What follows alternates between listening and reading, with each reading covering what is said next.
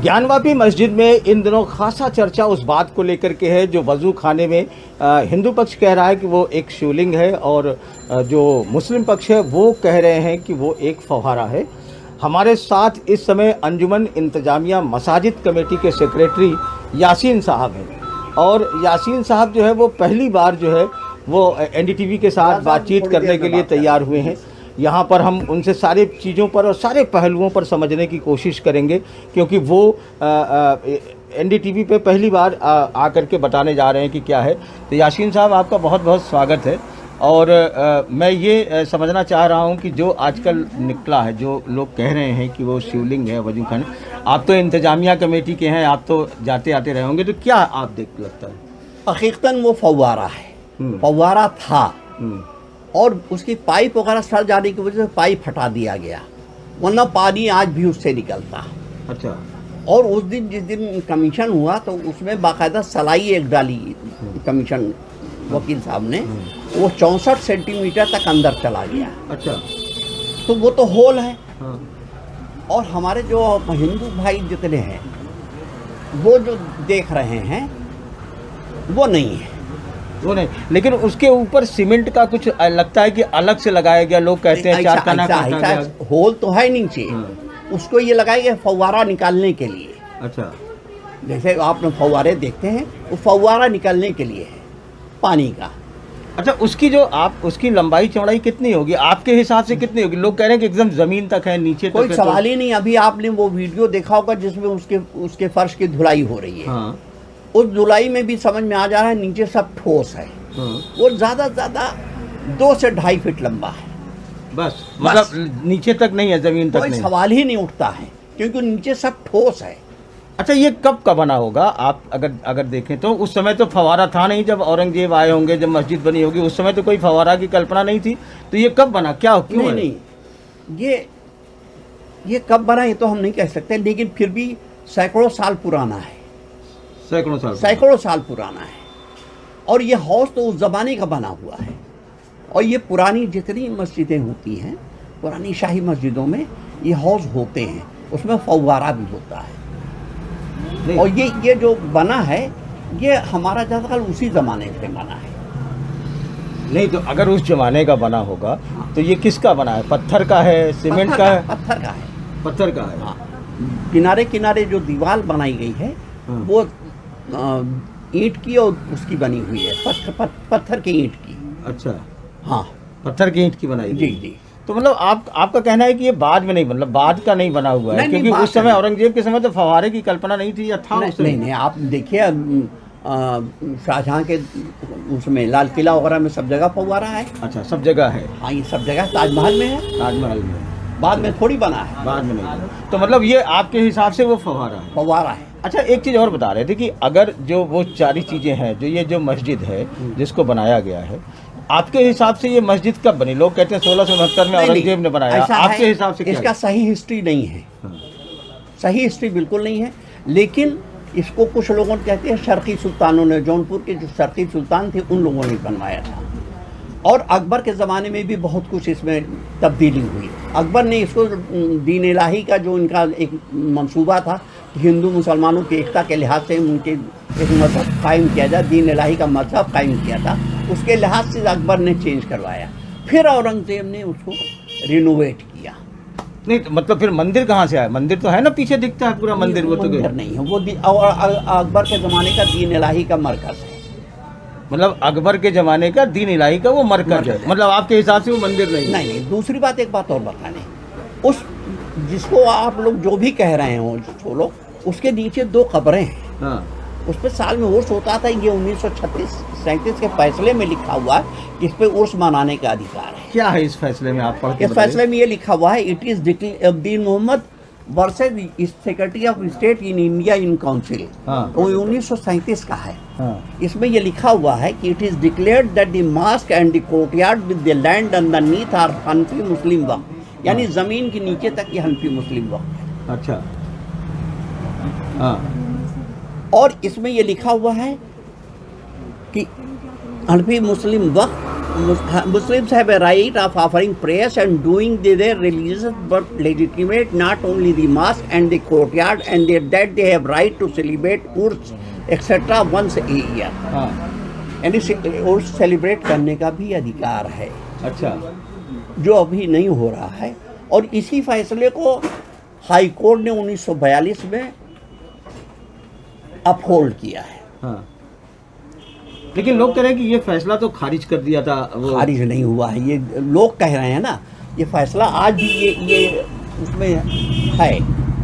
तो दीन मोहम्मद का जो ये फैसला था, ये तो टाइटल सूट था ना कि हम किसकी, ये क्या था आखिर की, मतलब ये मस्जिद है नहीं हाँ, है, हाँ, ये मंदिर क्या था ये वही था कि ये वही था कि ये मस्जिद डिक्लेयर कर दिया। हाँ। अब इसके बाद तो कोई चारा नहीं बचता है। उसके बाद 1991 का कानून आ गया, 15 अगस्त सन 47 को जो कुछ। अच्छा, ये जो लोगों ने मुकदमा दायर किया है उसमें जो है ये भी आया है, वो खुद लिखते आ रहे हैं कि साहब दीन मोहम्मद का ये फैसला है। नहीं, तो दीन मोहम्मद का ये फैसला है तो उसमें यही कह रहे हैं कि दीन मोहम्मद के फैसले को अदालत ने वक्फ की जमीन नहीं मानी थी और उसको ये कहते हैं ऐसा है, इसमें तो ये लिखा हुआ है ना, courtyard with the land under Hanafi Muslim waqf, इसमें तो लिखा हुआ है। कैसे वो कह रहे हैं कि नहीं मानी थी? उस समय की गवाहियों की वो बात करते हैं कि 15 लोगों की गवाही, जो हम कहते हैं गवाहियाँ तो बहुत सी गुजरती हैं, एक कातिल के मुकदमे में गवाहियाँ गुजरती हैं, तो क्या हर गवाही मान ली जाती है? गवाही अगर मान ली गई होती तो ये तो न लिखते ना फैसले में, और 1942 में ये फैसला अपने आप में अपहोल्ड ये न करते ना। हाँ।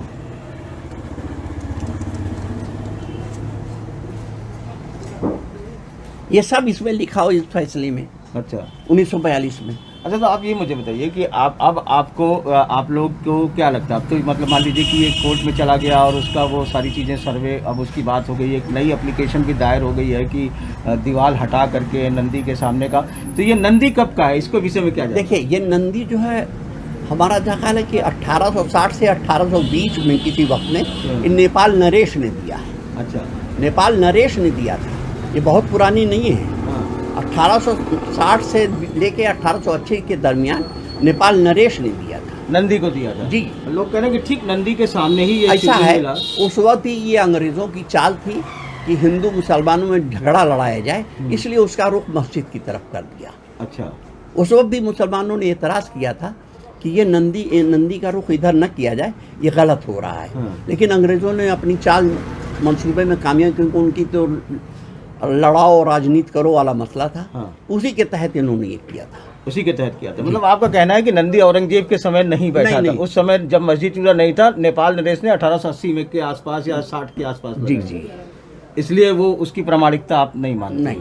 तो मतलब आप ये कहते हैं कि शिवलिंग एकदम नहीं था कहीं से? नहीं, मैं फव्वारा है, फव्वारा। आज भी वहाँ जो उसके जो उस पर पाइप वाइप लगा हुआ था, वो पाइप आज भी रखा हुआ वहाँ। अच्छा, मस्जिद में रखा हुआ, क्योंकि वो सड़ गया था पाइप, जाहिर स्टील का पाइप था, वो सड़ गया है। अच्छा, इसलिए वो निकाल के हटा दिया गया। तो आप दो बड़ी बात कर रहे हैं। एक बात आपने कहा कि नंदी 1880 में आया जब नेपाल नरेश ने लगाया, इसलिए 1669 में जब औरंगजेब समय मंदिर का दावा है उस समय वो नहीं था। ठीक। दूसरी बात ये है कि उसके सामने जो है वो फव्वारा है, और तीसरी बात ये है कि जो मंदिर के पीछे, मस्जिद के पीछे जो मंदिर का हिस्सा आप देख रहे हैं, आपका कहना है कि अकबर के दीन इलाही की दीन इलाही का मरकज था।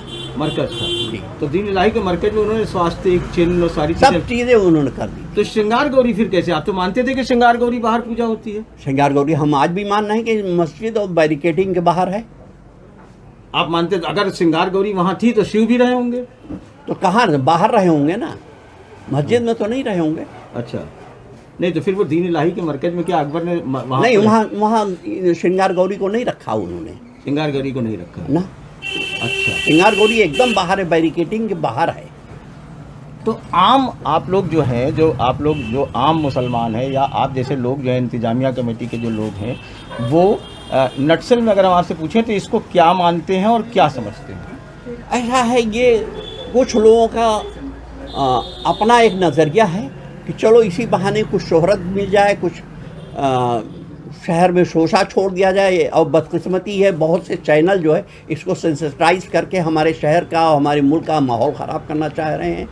मेरा ये मानना है, और कर भी रहे हैं। जबकि हमारी दिली इच्छा ये है कि हमारे मुल्क में, हमारे शहर में अमन अमान कायम रहे। तो अब आप अदालत की कार्रवाई में करेंगे क्या? नहीं, अदालत की कार्रवाई का हम पूरा सम्मान कर रहे हैं। सुप्रीम कोर्ट में ये बात हो रही है और सुप्रीम कोर्ट जो है इस पे देख रहा है, इसलिए बहुत ज़्यादा हम इस पे नहीं बोल पाएंगे क्योंकि वो अदालत के मामले में। आप लोग अदालत जाए, लेकिन 3 दिन के सर्वे में तहखाने जिसको बोलते हैं वो क्या है, जो तहखाना और जो ऐसा है, मस्जिद के नीचे प्लेटफार्म है, बेसमेंट है, उसको ये तहखाना बोलते हैं या तहखाना कह लिया जाता है। जो वो बेसमेंट है जी, वो जमीन के अंदर है या जमीन के लेवल पर है? जमीन के लेवल पे है, तभी ना उस पर चले लो, तभी चले। मतलब वो जमीन के अंदर सीढ़ी से ना ना ना ना ना ना ना, यानी मस्जिद 1 मंजिल ऊपर?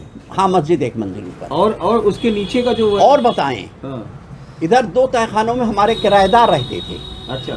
एक में एक चूड़ी वाले थे, चूड़ी बेचते थे, दूसरे में एक यादव जी थे, वो पहले कोयला बेचते थे, फिर चाय बेचने लगे। जब ये सुरक्षा 92-93 का मसला सुरक्षा का आया तो बैरिकेडिंग जब होनी थी तब हम उन्हें अलग शिफ्ट किया, अलग जगह दी कि भाई आप यहाँ चाय बेचिए, यहाँ आप चूड़ी बेचिए। तो ये बैरिकेडिंग का मसला क्यों आया, कब आया? सुरक्षा जब 92-93 बाबरी मस्जिद का मसला आया तब इसकी सुरक्षा की हुई और बाकायदा सुप्रीम कोर्ट ने आदेश दिया है दिन मोहम्मद असलम उर्फ भूरे में कि इसकी सुरक्षा, यहाँ की मथुरा की सुरक्षा की जाए।